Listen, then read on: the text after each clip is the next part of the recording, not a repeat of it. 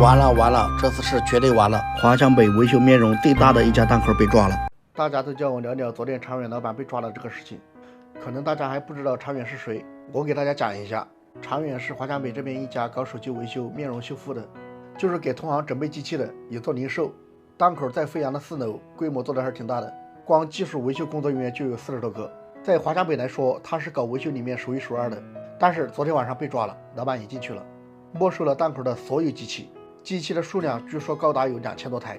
当时我就在现场，工商从6点查到12点多。事情的起因是这样的，据说是一个丢失的脏机寄过来维修，别人报警了，定位就定到这里，所以这家维修的机子一起打包，直接一锅单了。我之前就说过，黑机千万不要碰。你可能不知道什么是黑机，黑机就是有 ID 的机子，还有显示丢失模式的机子，还有就是盗抢的机器。我前几期视频也讲过，为什么不能随便回收手机，为什么说回收手机需要牌照，一旦回收到 ID 机、盗抢机就是犯法。长远被抓还有一种说法，我听说是被同行举报了，不然不可能在机器最多的时候被一锅单。还有的说是搞维修需要授权才行，没有授权好像也是违法的，说什么修面容侵犯了知识产权什么的，是不是真的我也不知道。不管是哪种原因，今年的华强北是真心不容易。长远被抓后的第2天就对外宣布了公司倒闭，团队解散。通过这件事有什么感悟呢？很多同行在抱怨说，这才刚解封几天，查获这么迅速就跟上了，就不能缓缓吗？我恰恰不这么认为。通过事情看本质，今年查获时间周期之长，力度之大是前所未有的，可以看出是动真格的了。所以我希望走在灰色地带的大小生意人一定要收敛自己，小心驶得万年船。好了，这一期视频就到这里，我是统统数码，带你看最真实的华强北。